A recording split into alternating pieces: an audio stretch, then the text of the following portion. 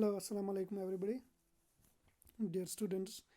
आज के इस टॉपिक में हम पढ़ेंगे इलेक्ट्रोकेमिकल सेल्स, एक इम्पॉर्टेंट टॉपिक जहाँ से हमें 5 मार्क्स का क्वेश्चन डायरेक्टली मिल सकता है बोर्ड के एग्ज़ाम में। तो from that point of view this topic is important और इसको समझना ज़रूरी है। इसको समझेंगे अच्छी तरह से तो then it becomes very easy for us to solve the examples that are asked in competitive exam, चाहे नीट हो या JEE। तो स्टार्ट कर लेते हैं।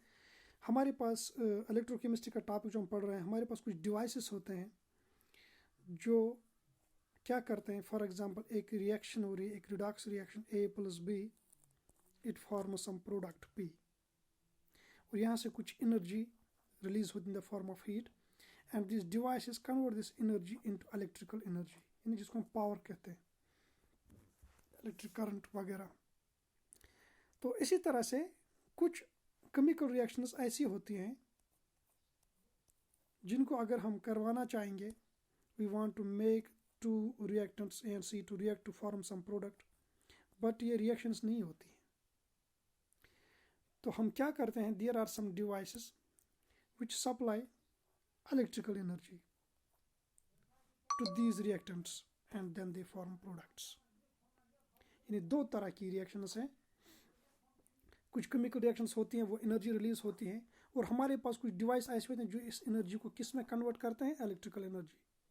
इसी तरह से कुछ केमिकल रिएक्शंस ऐसी होती हैं विच आर नॉन स्पॉन्टेनियस, जो नहीं हो रही हैं। फिर हम इनको कुछ स्पेशली डिवाइज्ड डिवाइसेस से करते हैं। कुछ स्पेशल डिवाइसेस होते हैं जो इनको इलेक्ट्रिकल एनर्जी सप्लाई करके इन एनर्जी इन केमिकल रिएक्शंस को स्पॉन्टेनियस बनाती है।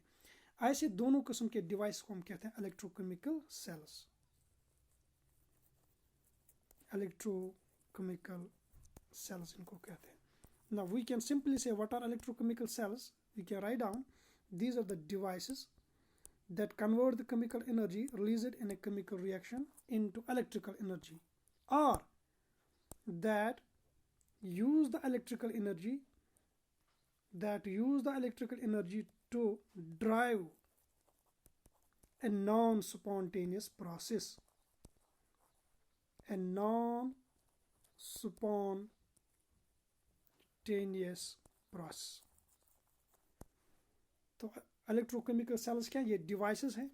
दीज आर द डिवाइसेस जो क्या करते हैं, they convert the chemical energy, CEM chemical, E for energy, into electrical energy. ये केमिकल एनर्जी कहाँ से आ रही है, एक केमिकल रिएक्शन से आ रही है।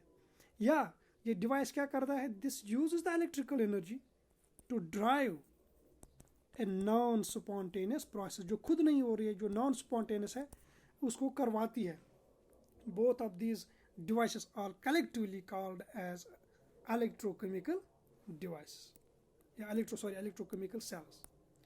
Now these electrochemical devices, electrochemical cells, these are of two types. इनकी दो किस्में हैं। Number 1, galvanic cells. Galvanic cells पहला किस्म है, यानी ऐसे devices that convert the chemical energy released in a chemical P for product, और इसके साथ ये एनर्जी भी दे रहा है, that convert this energy into electrical energy. This energy is usually released in the form of heat. तो इस energy को वो किस में कन्वर्ट करते हैं, इलेक्ट्रिकल एनर्जी। सो गैल्वेनिक सेल्स क्या है, these are the devices that convert the chemical energy that's released in a redox reaction into electrical energy. Galvanic cells की एग्जांपल हमारे पास वो बैटरीज होती हैं जो रेडियो सेट्स में, जो हमारे मोबाइल्स में, जो हमारे टॉर्च वगैरह, निपो, एवरीडे बैटरीज जो होती हैं, these are all galvanic cells. इन सारी बैटरीज में, इन सारे डिवाइस में क्या होता है, एक केमिकल रिएक्शन होता है। इस केमिकल रिएक्शन से एक एनर्जी हमें मिलता है, that energy is converted into the electrical energy. अगर ये डिवाइस नहीं होते तो ये इलेक्ट्रिकल एनर्जी में कन्वर्ट नहीं होते, that will simply get convert to heat. ये ज़ाया हो जाती है एनर्जी। ये जो हमारे पास निप्पो, एवरीडे बैटरी वगैरह जो होती है, these convert that chemical energy into electrical energy. So what are galvanic cells, these are the devices, you can write down, these are the devices that convert the chemical energy that's released in a chemical reaction, एक chemical reaction में जो release energy हो रही है into electrical energy. This galvanic cells are also called as voltaic cells. इनका दूसरा नाम क्या है? Voltaic cells. कभी कभी हम इसका दूसरा नाम भूल जाते हैं, फिर एग्जाम में यही पूछा जाता है वोल्टेक सेल्स, तो हम परेशान हो जाते हैं कि प्रॉब्लम कहाँ पे है, क्या हमने नहीं पढ़ा है वगैरह. These are also called as voltaic cells. Now we will start discussing this galvanic cell by taking an example. We will take the example of a Daniell cell to explain the working and construction of a galvanic cell.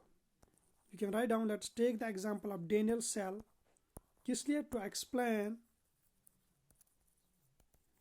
explain the function या working कहेंगे आप and construction of a galvanic cell. Galvanic cell की construction किस तरह की होती है और ये काम कैसे करती है ये हम समझेंगे. We will take an example of Daniell cell.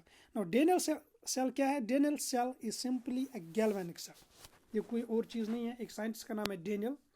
It's a galvanic cell and this galvanic cell is based on, इस गैल्वेनिक सेल में क्या होता है? जिंक, कॉपर सल्फेट, इन दो चीज़ों के बीच में जो रिडॉक्स रिएक्शन होती है, ठीक है, वहाँ से एनर्जी निकलती है in the form of heat and that energy is converted into electrical energy. So what is Daniell cell? Daniell cell is a galvanic cell that is based on zinc copper sulphate couple. That is based on zinc copper sulphate couple. यानी जो redox reaction in दो substance में होती है, कौन कौन सी? Zinc and copper sulphate में. उस रिडॉक्स रिएक्शन में जो एनर्जी निकलती है उसको इलेक्ट्रिकल एनर्जी में कन्वर्ट किया जाता है. ऐसी एक सेल को हम कहते हैं Daniell सेल, क्योंकि सबसे पहले इस पे काम किसने किया था? Daniell ने. इसीलिए इसका नाम जो है Daniell के नाम पे ही रखा गया है. This called as Daniell cell. तो Daniell सेल से हम एक्सप्लेन करेंगे galvanic cells. Daniell cell is an example of a galvanic cell. तो सबसे पहले हम लिखेंगे कंस्ट्रक्शन, इसकी बनावट कैसी है.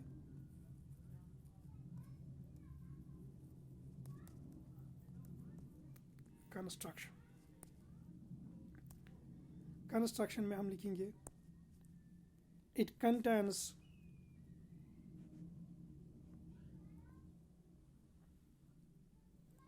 ए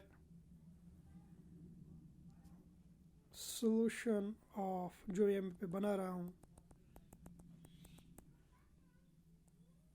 zinc sulphate, and in this zinc sulfate solution we have a zinc rod, या इसको हम इलेक्ट्रोड भी कहेंगे. Zinc rod. इसमें जो सोल्यूशन है ये किस चीज़ का है?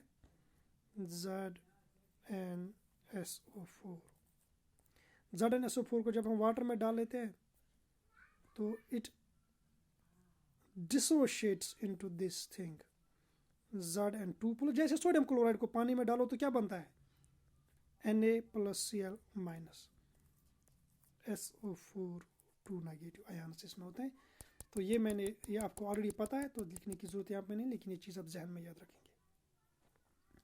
इसी तरह से नेक्स्ट हमारे पास इसमें होता है दूसरी साइड में एक और ऐसा ही some part of device like one I have already constructed.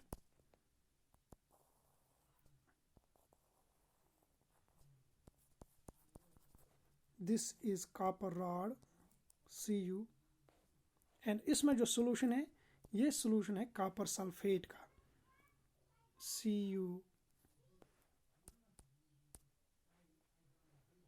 इसमें जो solution है वो क्या है? CuSO4. Now these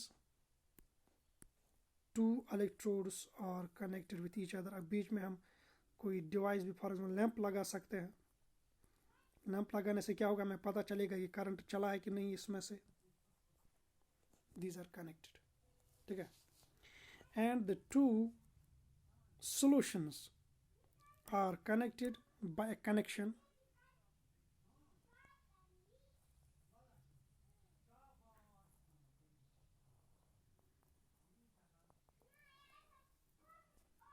this is called a salt bridge. इसको क्या कहेंगे, एस बी आप लिखेंगे, salt bridge. S B mean salt bridge, इसको एस बी हम कहते हैं। साल्ट ब्रिज क्या है ये हम आगे देखेंगे, इसके फंक्शंस क्या है वो भी देखेंगे। सो कंस्ट्रक्शन में आप लोगों ने क्या याद रखा, हमारे पास एक जिंक सल्फेट का सोल्यूशन होता है और इस जिंक सल्फेट सोल्यूशन में एक जिंक रॉड या जिंक इलेक्ट्रोड कह लीजिए होता है। दूसरी साइड से हमारे पास कॉपर सल्फेट का सोल्यूशन होता है और इसमें हमारे पास क्या होता है, एक कॉपर रॉड, यानी ये कॉपर मेटल है और ये किस में मौजूद है, कॉपर सल्फेट सोल्यूशन में इसको डिप किया गया है।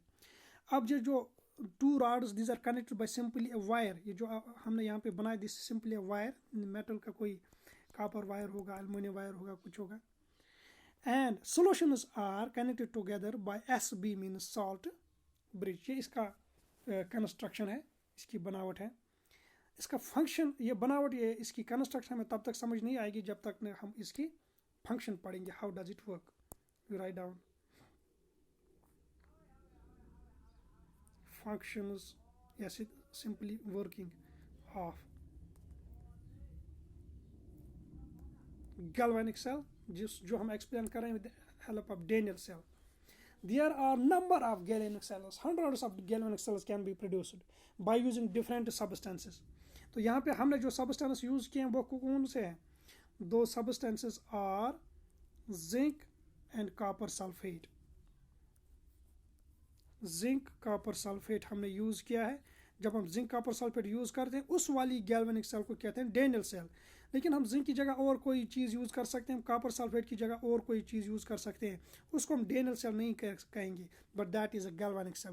There are hundreds and thousands of galvanic cells and this is one of the galvanic cell that is called as Daniell cell.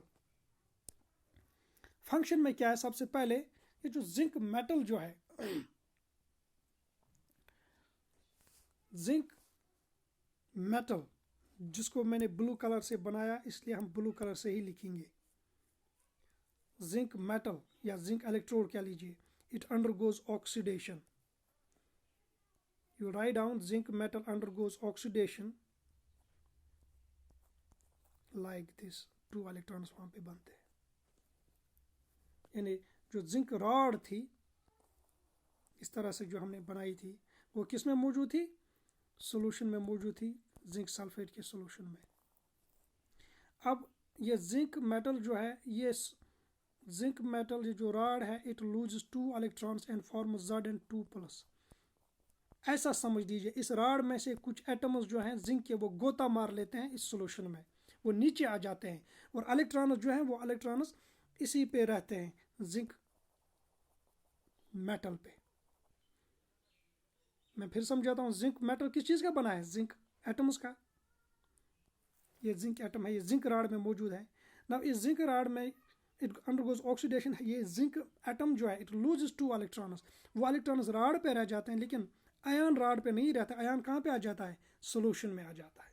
ठीक है, तो सोल्यूशन में अब जिंक 2+ की आयन्स की तादाद बढ़ने लगी है। कैसे बढ़ने लगी है, क्योंकि जिंक रॉड जो है आप ये ऐसा कह सकते हैं गल सा जाता है, जैसे सोडियम क्लोराइड को वाटर में डाल दीजिए तो Na+ Cl-, इसी तरह से जिंक रॉड गलने सा लगा है। अब जिंक पॉजिटिव, जिंक 2+ नीचे आ जाता है सोल्यूशन में, लेकिन इसके इलेक्ट्रॉन्स कहाँ रह जाते हैं, इलेक्ट्रॉन्स रह जाते हैं जिंक मेटल पे। तो ये हो गई oxidation. This piece, this electrode या दिस साइड ऑफ, यानी ये वाला साइड जिस पे आपने देखा क्या हो रहा है, oxidation, this is called as oxidation half, this is called as oxidation half.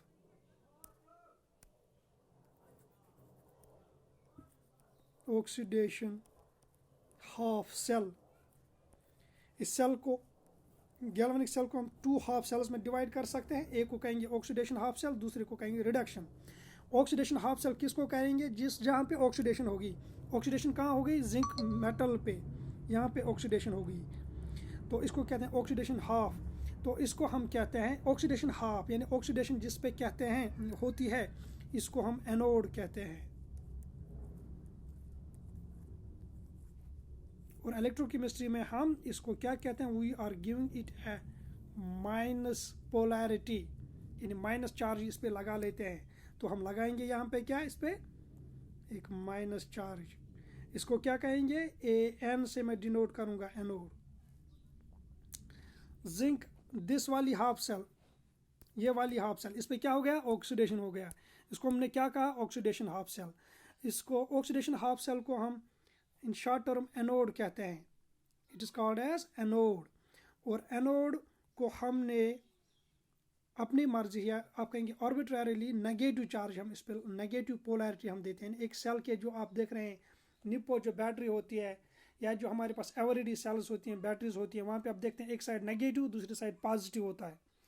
तो यहाँ पे जो है जिंक वाले साइड को हमने क्या दिया, नेगेटिव। यानी जिस इलेक्ट्रोड पे ऑक्सीडेशन होगी, जिस इलेक्ट्रोड पे ऑक्सीडेशन होती है यहाँ पे, उसको हमने क्या दिया, नेगेटिव। तो याद रखने के लिए आप सिंपली ये याद रख सकते हैं क्यों नेगेटिव दिया, क्योंकि जो जिंक ने इलेक्ट्रॉन्स लूज किया, इलेक्ट्रॉन्स इसी पे रह गए। किस पे रह गए, इसी राड पे।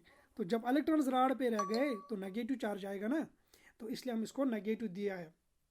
आप इसी तरह से इसको समझ सकते हैं। अदरवाइज ये नेगेटिव देना या पॉजिटिव देना, दिस इज आर्बिट्ररी, हम किसी को भी नेगेटिव पॉजिटिव दे सकते हैं। अब लोगों ने इसको नेगेटिव दिया है तो हम इसको नेगेटिव से ही डिनोट करते हैं। सो दिस इज एनोड। ये इसके बारे में, इसने कितने इलेक्ट्रॉन्स की लूज किए हैं, 2 इलेक्ट्रॉन्स। ये हो गया oxidation half, OH, oxidation half. उसके बाद जब इलेक्ट्रॉन्स कहीं पे लूज हो जाते हैं तो कोई ना कोई सब्सटेंस दाएं बाएं होता है जो उसको क्या कर लेता है, कैच कर लेता है। अब देख लिए ये जो इलेक्ट्रॉन्स यहाँ पे रह गए थे, ये इलेक्ट्रॉन्स, अब ये इलेक्ट्रॉन्स क्या करते हैं, ये मूव हो रहे हैं इस वायर के थ्रू। फिर इस लैंप में जो है करंट चलता है और वहाँ से ये इट स्टार्ट्स ग्लोइंग, यानी पावर एक्सोनेशन। तो यहाँ पे पावर आ जाता है इस लैंप में। फिर ये इलेक्ट्रॉन जो है आगे बढ़ जाते हैं, आगे बढ़ जाते हैं, आ जाते हैं कॉपर की राड में। किसमें, कॉपर की राड में आ जाते हैं। कॉपर की राड में आके ये कॉपर की सरफेस पे आ जाते हैं ये इलेक्ट्रॉन्स। लेकिन आए कहाँ से, इस जिंक से आ गए, इस जिंक से।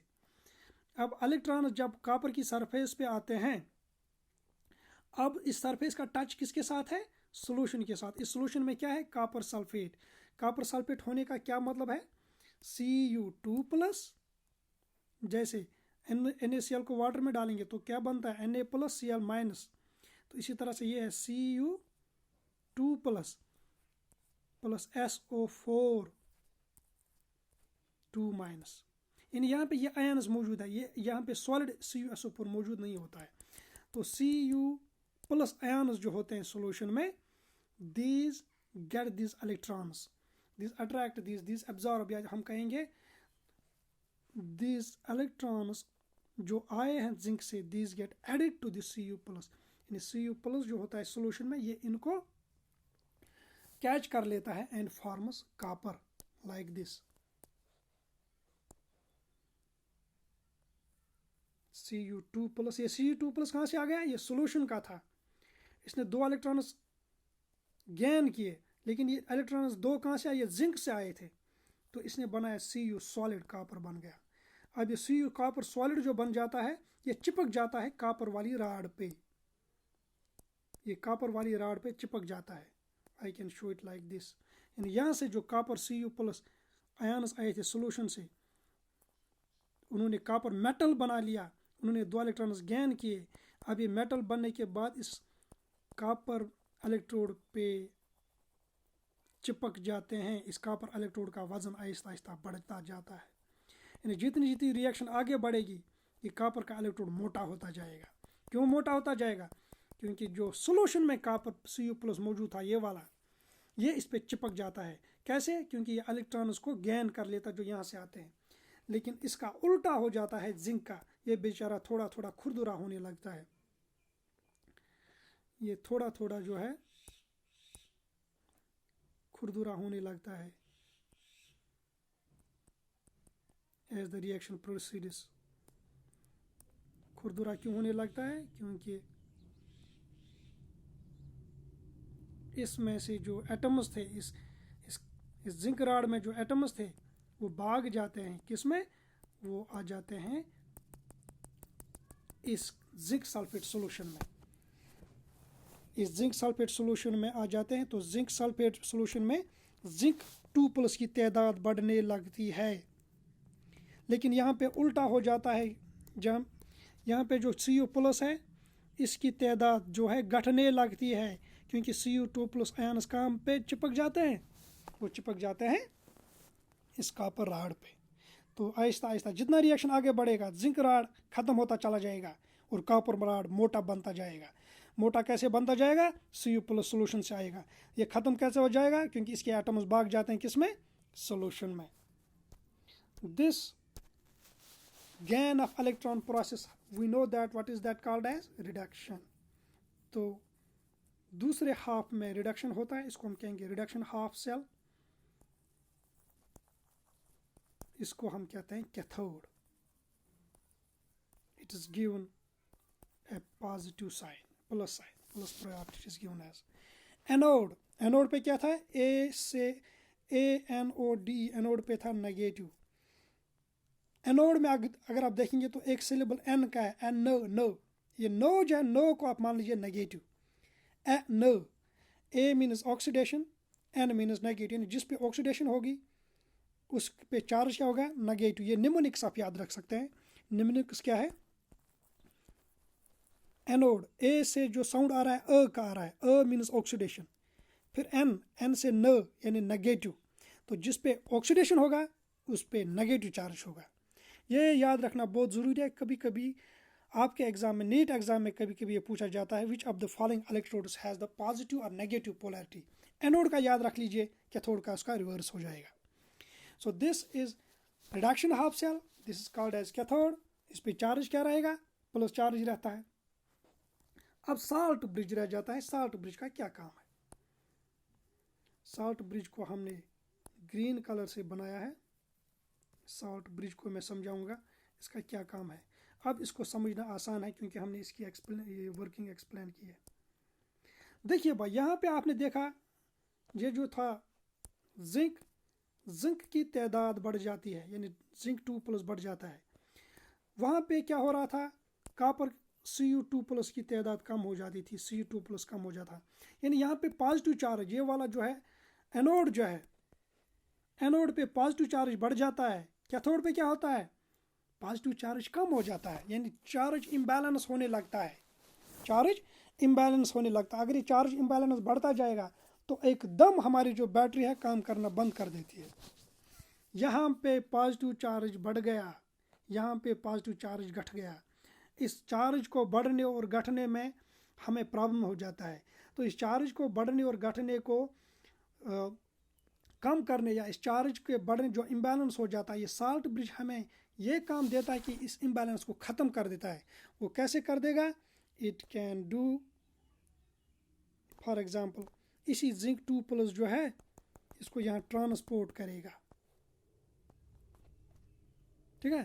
तो जब इसको ट्रांसपोर्ट करेगा कहाँ पे, इस वाले कैथोड में, तो चार्ज इम्बैलेंस जो क्रिएट हुआ था वो ख़त्म हो जाएगा। नतीजे के तौर पर हमारा बैटरी जो है स्मूथली चलेगा।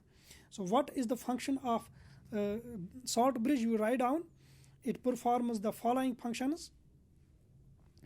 It maintains the electrical neutrality, it maintains the electrical neutrality, otherwise ये वाला साइड जो था ये पॉजिटिव बन गया था, क्योंकि इसमें पॉजिटिव चार्ज बढ़ गया था, इसमें पॉजिटिव चार्ज कम हो गया था। दैट मीन्स पॉजिटिव चार्ज कम होने का मतलब सल्फेट आयन ज़्यादा हो गई थी, नेगेटिव बनने लगा था।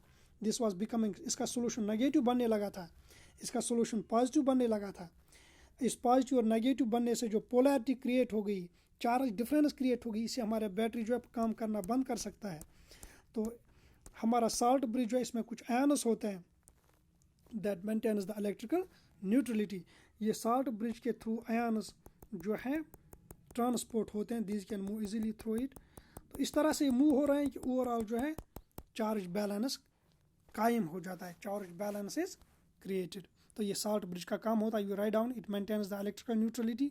नंबर 1। नंबर 2, इसको कहते हैं इंटरनल सर्किट जो है कंप्लीट करता है, it completes the internal circuit, यानी सोल्यूशन जो है, सोल्यूशन में जो चार्ज इम्बैलेंस हुआ था, इसको बैलेंस करने को हम कहते हैं इट मेंटेन्स या it completes the internal circuit, it completes the internal circuit. ये लिख लीजिए। इसके बाद आप एक दो पॉइंट्स और लिखेंगे। अगर अब मैं आपसे पूछ लूँ what is the direction of movement of electrons anode to cathode और cathode to anode, electrons are moving from this side to this side, yani anode to cathode, yani zinc to copper. Write down, electrons are moving from, ये salt bridge की functions आपने लिखी होगी। electrons कहाँ से कहाँ move हो रहे हैं? electrons move from anode to cathode। important इसलिए है कि इससे आपका कंसेप्ट क्लियर हो जाता है। ये सिलेक्टली कभी आपसे पूछी जाएगी what is the direction of electrons, and कभी कभी आपसे पूछा जाएगा what is the direction of current. Direction of current is always the reverse of the direction of electrons. Electron कहाँ से कहाँ मूव हो रहे हैं? एनोड से कैथोड। तो करंट की डायरेक्शन आप जब देंगे it will be cathode to anode, यानी करंट की डायरेक्शन यहाँ पे अगर आप देनी होगी आप लोगों को, you will write down this is the direction of current. ये ड्रा कर लीजिए, ये बना लीजिए। वहाँ पे इलेक्ट्रॉन का मूवमेंट एक साइड में, करंट का मूवमेंट उसके रिवर्स साइड में, ठीक है। तो ये हो गया इसका कंस्ट्रक्शन। अब हमने इसकी फंक्शन भी पढ़ी है। लास्ट पे जो है केमिकल रिएक्शन इसका लिखेंगे and with this we complete the galvanic cell. तो केमिकल रिएक्शंस आप इस तरह से लिख सकते हैं। केमिकल रिएक्शंस नंबर फर्स्ट क्या हो रहा था? ऑक्सीडेशन।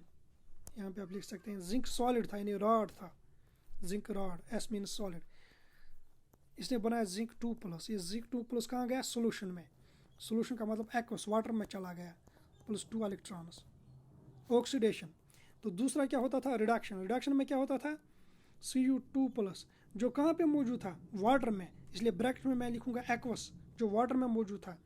इसने 2 इलेक्ट्रॉन्स लिए जो जिंक से आ गए और इसने कॉपर बनाया, लेकिन कॉपर जब बनाया वो सॉलिड बना लिया। सो this is reduction. Overall reaction लिखेंगे हम। ओवरऑल रिएक्शन में इन दो का ऐड करेंगे। ये एडिशन ऑफ रिएक्शंस हमने ये 11th क्लास में हम पढ़ते हैं। How do we add? Simply इस साइड के रिएक्टेंट्स को अलग से ऐड करो, प्रोडक्ट्स को अलग से ऐड करो, और फिर देख लो अपोजिट साइड्स में जो सेम थिंग्स है that will cancel out. For example यहाँ के प्रोडक्ट्स में क्या है? 2 इलेक्ट्रॉन्स। यहाँ के रिएक्टेंट्स में देखो और 2 इलेक्ट्रॉन्स है तो वो कैंसल आउट हो जाएंगे। यहाँ के रिएक्टेंट में जिंक S है, फिर देखिए दूसरे रिएक्शन के प्रोडक्ट्स में जिंक S तो नहीं है। Overall reaction is ZnS plus करेंगे ये Cu2+ एक्वस। इट फॉर्म्स, क्या बनाया इसने? इनको सिंपली ऐड करना है। रिएक्टेंट को रिएक्टेंट के साथ ऐड करो, प्रोडक्ट को प्रोडक्ट के साथ ऐड करो, plus copper solid. This called as overall reaction. पहले ऑक्सीडेशन, फिर रिडक्शन, फिर ओवरऑल रिएक्शन। ओवरऑल रिएक्शन कैसे लिखते हैं? इस वाले रिएक्शन के रिएक्टेंट और इस वाले रिएक्शन के रिएक्टेंट को आपस में ऐड करो। तो ये हमने ऐड किया। हमने इलेक्ट्रॉन 2e नहीं लिखा, बोलेंगे क्योंकि मैंने इसको कैंसिल किया with 2 electrons of this first reaction. फिर पहले रिएक्शन के प्रोडक्ट्स और दूसरे रिएक्शन के प्रोडक्ट्स को ऐड करो, तो हमारा ये कंप्लीट ओवरऑल रिएक्शन होगा। This is the galvanic cell. इस गैल्वेनिक सेल में कोई कन्फ्यूजन होगा आपको, then please put that confusion in the group and we will clear it there. आज के लिए इतना ही। Take care, bye.